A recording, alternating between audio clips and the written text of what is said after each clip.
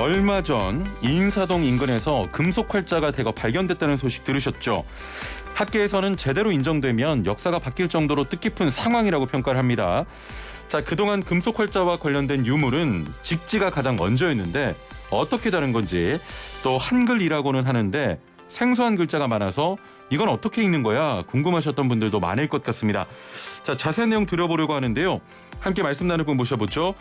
옥영정 한국학중앙연구원 고문헌관리학 교수 전화 연결돼 있습니다. 교수님 나와 계시죠? 네, 안녕하세요. 예, 안녕하세요. 입니다. 예. 먼저 발견 내용을 발표하는 자리에 함께 계셨습니까? 예, 그렇습니다. 예. 그 자리에 서지학 전공자들에게는 뜻깊은 사건이다, 뭐 이런 이야기를 하신 것으로 알고 있는데, 네. 약간 좀 생소한 학문이라 먼저 여쭤볼게요. 서지학이 뭡니까? 서지학은 그 책 서자, 예. 그리고 기록할 지자 해서 아, 한마디로 이야기하면 책에 관한 학문입니다. 예. 예, 근데 그 대상이 책도 요즘 책도 있고 옛날 책도 있고 예.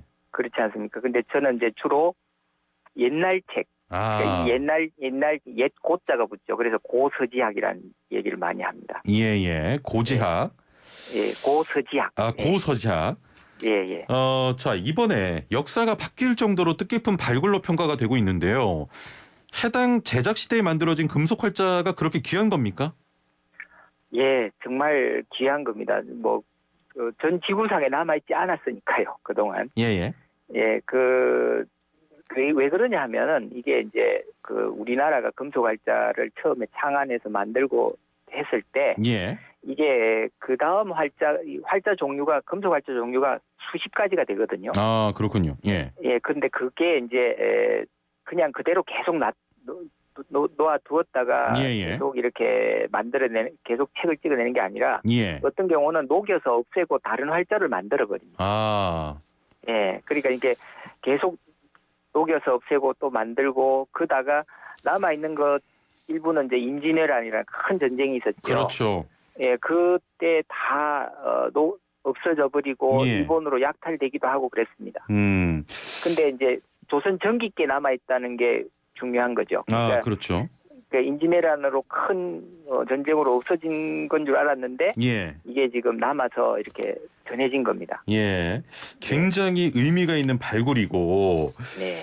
자, 이게 그 훈민정음 그 창제 당시에 표기가 반영된 최초 한글 금속 활자인데요. 예. 당시에는 좀 동이 귀하지 않았어요? 맞습니다. 동도 귀하고 금속 중에서 동이 그때 당시도 지금도 좀 귀한 편이지만 예. 그 당시에도 굉장히 귀한 금속이었습니다. 예.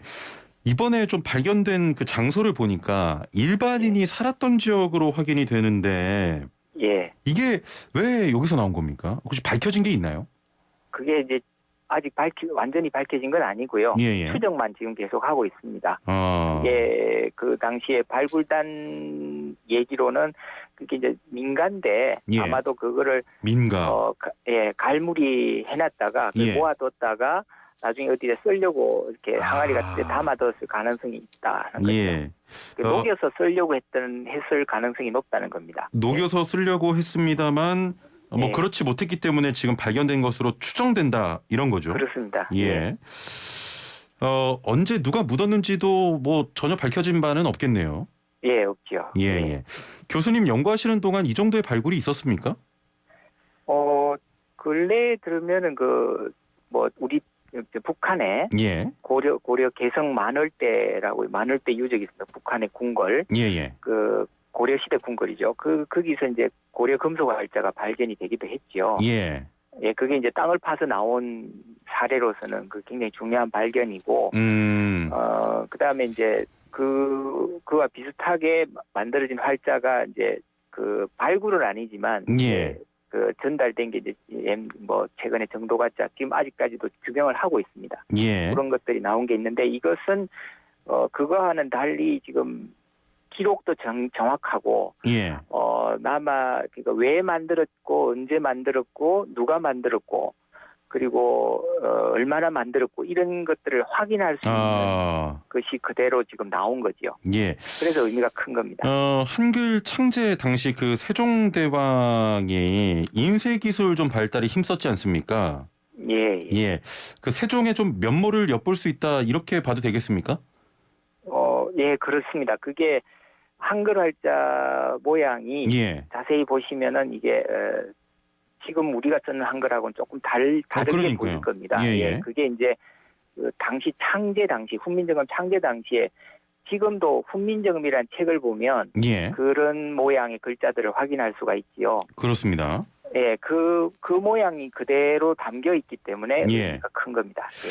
그 우리가 금속 활자라고 하면 저도 뭐 이렇게 이쪽에는 뭐 지식이 많이 없습니다만 쿠텐베르크의 인쇄를 많이 기억하시는데 그렇습니다. 예. 쿠텐베르크보다 그 조선의 인쇄가 좀 빠른 겁니까 이게?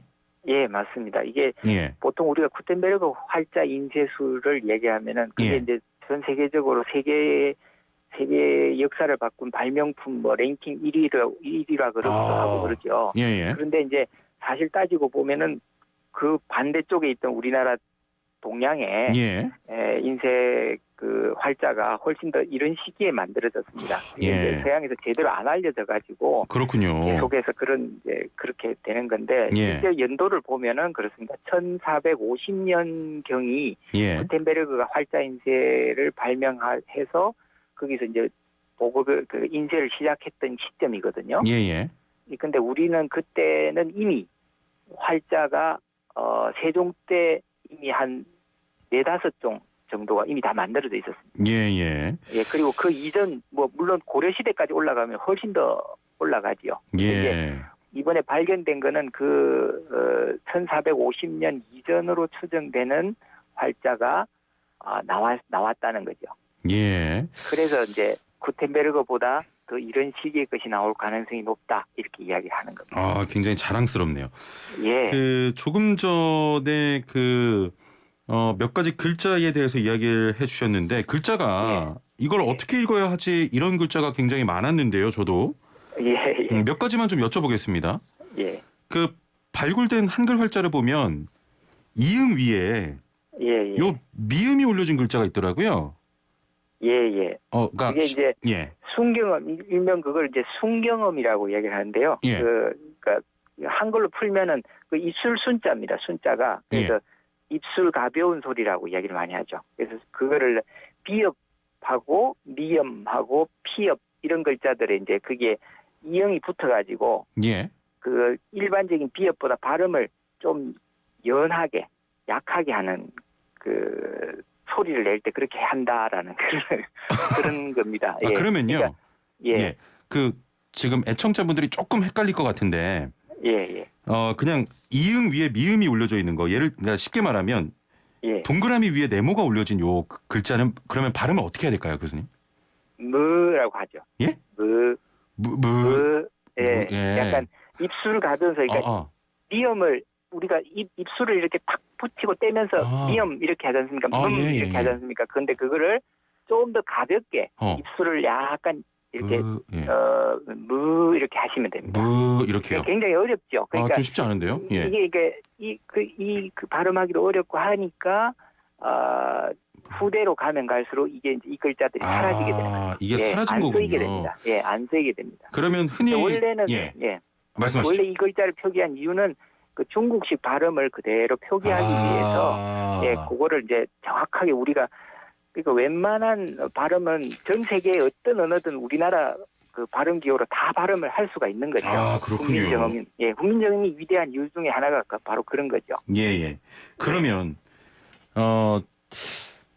그 이응 위에 비읍이 올라간 것도 역시 그러면 약간 마찬가지입니다. 이렇게 이렇게. 요즘 친구들은 그 노래할 때 공기반 소리반 이런 얘기를 많이 하는데 마찬가지의 원리입니까 이게? 요즘 노래를 제가 못 죄송합니다. 죄송합니다. 그러면요. 으자 있잖아요. 으를 뒤집어 둔 것처럼. 그게 이제 그렇죠. 으자를 뒤집어 놓은 것처럼 그건 이제 여린 히읗이라고 합니다. 그것도 예. 히읗의 꼭지가 하나 똑 떨어져 나간 거죠. 그렇죠, 그렇죠. 예. 예, 그래서 그걸 여린 히읗이라고 이야기를 합니다. 히읗 발음보다 연하게. 아, 그래요? 예. 예. 이렇게 읽으면 됩니까? 예, 그렇습니다. 이렇게. 예. 여린 히읗. 예. 그렇군요. 예. 저도 예전에 접한 적은 있는데 발음이 어떻게 되는지는 잘 몰랐거든요, 사실. 예. 그리고 이모티콘처럼 히읗이 두 개 붙은 글자가 있어요. 쌍히읗 뭐 이런 게 있는데. 예, 그게 쌍히읗입니다. 말씀하신 대로 정확하게 말씀하시네요. 어떻게 읽어야 되겠습니까? 그냥 쌍히읗입니다. 그냥 그냥 된소리 표현이죠. 그러니까 디귿 두 개면 쌍디귿이잖아요. 예. 히읗 두 개도 쌍히읗입니다. 그래 똑같습니다. 발음이 어떻게 되죠? 된소리를 내면 발음은 제가 지금 정확하게 내지 못하겠는데 좀 강하게 그러니까 디귿을 된소리를 하면 뜨가 되잖아요. 예. 이것도 히읗을 된소리를 하면 히읗의 된소리다. 근데 이것도 잘 안 쓰이게 되는 게 굉장히 어렵잖아요. 그러니까 이것도 사라진 겁니다. 예. 이렇게 하니까 방송 중에 죄송한데 좀 가래가 끓네요. 굉장히 좀 그만큼 역사적인 의미도 있고 저도 굉장히 신기해서 기쁜 마음에 이렇게 여쭤봤고요. 예, 굉장히 기쁜 일입니다. 너무 기쁩니다. 저도 아까 전에 구텐베르크 또 이야기를 하시면서 굉장히 자랑스러웠는데 그러면 이런 글자들 방금 좀 사라졌다고 하셨던 그런 그 문자들 있잖아요. 이런 글자들은 언제까지 사용이 되던 건가요? 이 글자는 보통 이제 국어학 하시는 선생님들이 이것도 뭐 확정은 못 짓는데 또 뒤에도 쓰일 수도 있는데 이제 일반적으로 15세기까지만 대충 쓰인 걸로. 그러니까 1500년 넘어가면 이게 잘 안 쓰이게 되는 거죠. 예. 1434년쯤 만들어진 것으로 지금 추정을 하고 있는데요. 네. 이번에 그 발견된 이렇게 사용하는 글자에 따라서 제작 연도를 추정하게 되는 겁니까? 어떻습니까? 예, 이게 왜 이 1434년 연도가 나왔냐 하면 그렇죠. 예. 세종실록에 기록이 나옵니다. 그러니까 세종대왕 그 실록에 우리나라 조선왕조실록 있지 않습니까? 예. 거기에도 나오고 그리고 원래 이 활자만 있는 게 아니라 원래는 책을 인쇄하기 위한 목적으로 활자를 만들었지 않습니까? 예. 그러니까 책으로 지금 많이 남아 있습니다. 이 활자로 찍은 책들이. 그렇군요. 예. 이 책들에 그 책을 간행하고 난 뒤에 그 발문이라고 해서 그거를 다 간행하고 난 뒤에 이 책을 간행하게 된 뭐 이유나 목적을 적은 기록들이 있거든요. 예. 거기에 보면 이 책을 찍기 위해서 활자를 1434년에 만들었다. 예. 그 기록이 나오는 거죠. 예. 그러니까 똑같은 동일한 모양의 활자를 찾아내면 이것이 1434년에 만든 그 활자로 찍은 책이구나 이렇게 확인이 되는 거죠. 그렇군요. 예. 참 너무 반가운 그런 발굴인데. 예. 그동안 금속 활자라고 하면은 그 직지를 가장 먼저 떠올렸거든요. 이게 그 고려 시대 고려 시대인가요? 고려 시대입니다. 1377년. 그게 직지 심체 요절이라는 거죠? 대군화상 초록 불조 직지 심체 요절. 그럼 직지의 경우에는 아직 이런 활자가 발굴되지 않고 인쇄본만 남아 있는 겁니까? 그렇습니다. 그렇군요. 활자가 없죠. 자, 그 쿠텐베르크 이야기도 아까 전에 말씀하셨는데 세계 문화유산으로 등재된 직지의 경우는 현재 프랑스에 있는 것으로 알고 있는데요. 프랑스 국립도서관에 있습니다. 파리 국립도서관에. 그런 경우는 우리나라로 좀 다시 이렇게 가져오기는 쉽지 않습니까? 그 굉장히 어렵죠. 지금도 뭐 계속 노력은 하고 있는데 뭐 한번 전시를 하려고도 그러니까 빌려와서 전시라도 하고 싶다고 했는데 그것조차도 지금 아직 안 되고 있는 상황이죠. 근데 뭐 대신에 이제 그 직지의 영인본 그러니까 그걸 그대로 사진을 찍어가지고 볼 수는 있습니다. 이미 다 공개를 해놨으니까요. 그거는 볼 수 있으니까 뭐 현재 그걸로 일단 만족할 수밖에 없습니다. 자, 이번에 그 활자의 발굴이 역사가 바뀔 정도의 뜻깊은 발굴로 평가되고 있는데 다시 한번 조금 정리하는 차원에서 해당 제작 시대에 만들어진 금속 활자가 이렇게나 좀 귀한 겁니까? 예, 뭐 유일하다고 볼 수 있죠. 그러니까 예. 그런 그룹이, 그러니까 하나의 덩어리로 이렇게 나왔다는 것 자체가 굉장히 귀하고, 예. 실물이, 그러니까 활자 실물이 남아 있다는 것 자체가 굉장히 뭐 이건 드물다기보다 아예 그동안 없었지요. 조선 전기 거는. 예. 그러니까 조선 후기 거는 아직 많습니다. 지금 현재 많이 남아 있고 그 국립중앙박물관에도 뭐 한 80만 자 가까이 있다고 돼 있습니다. 근데 지금 이건 전기 거기 때문에 그렇고, 그다음에 아까 말씀하신 그런 연도가 이게 뭐 세계사적인 의미를 가진다는 것 이유가 이제 그 구텐베르그 시기보다 앞선 시기로 추정되는 게 나온다는 거죠. 그리고 세종시대 때 훈민정음 창제 당시에 그런 글자의 모양을 보여주는 거거든요. 이때 지금 남아 있는 거 오늘 이번에 발견된 거는 세종 때 만든 활자는 아닙니다. 그 한글 활자는. 근데 아마도 추정하기로는 세조, 그러니까 세종 다음에 세조가 있죠. 아, 그렇죠. 세조 때 만들어진 걸로 일단 추정을 하는데, 뭐 세조 때 만들어진 것이라도 그거는 굉장히 오래된 것이고 중요한 것입니다. 네. 그리고 세계 문화유산 뭐 그 관련해서도 이것은 뭐 앞으로 더 이제 좀 더 연구를 해봐야 되겠지만, 이거를 이제 직지처럼 이게 좀 이렇게 여러 사람들한테 공감대를 형성하고 앞으로 이런 가치를 계속 더 이제 높여서 계속 그걸 이제 얘기를 하다 보면 충분히 될 수 있을 거라고 저는 봅니다. 추후에 직지처럼 세계 문화유산이 될 가능성도 있다, 이런 말씀이신 거죠? 그걸 이제 앞으로 이제 계속 연구를 많이 해야죠. 그럼요. 특히도 이게 처음에 1972년도인가 그때 뭐 시작이 됐어요.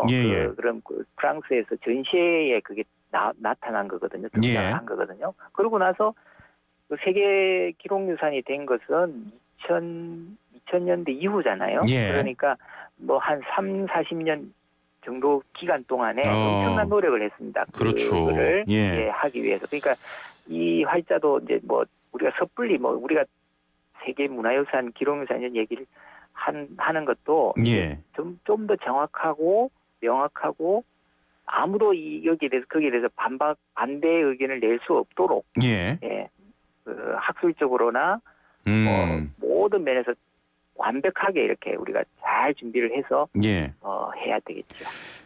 마지막으로 뭐 유물 출토 지역도 뭐 흔한 집터고 다양한 연구가 필요하고, 또 이번 활자뿐만이 아니고 뭐 물시계, 천문시계 등의 과학 유산도 좀 나왔는데요. 교수님께서 앞으로 또 어떤 좀 연구나 좀 조사를 좀 하실 계획이십니까?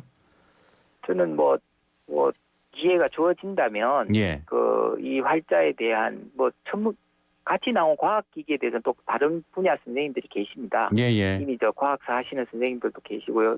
제가 그날 발표장에서 듣기로도 그 과학기기도 굉장히 중요한 유물이었습니다. 그럼요. 굉장히 중요한 유물이었는데, 저는 이제 주 관심 분야가 이쪽 활자니까, 그 관심을 좀 기회가 주어진다면 이거를 계속 그러니까 대조하는 작업, 그리고 이제 형태와 규격을 가지고 그 역사 기록하고 이제 맞춰 보는 작업, 이걸 계속해서 규명을 해야죠. 그 작업을 계속할 예정입니다. 알겠습니다. 자, 앞으로도 좀 멋진 활동을 좀 부탁드리겠습니다. 감사합니다. 감사합니다. 네, 지금까지 오경정 한국학중앙연구원 고문헌관리학 교수와 함께했습니다.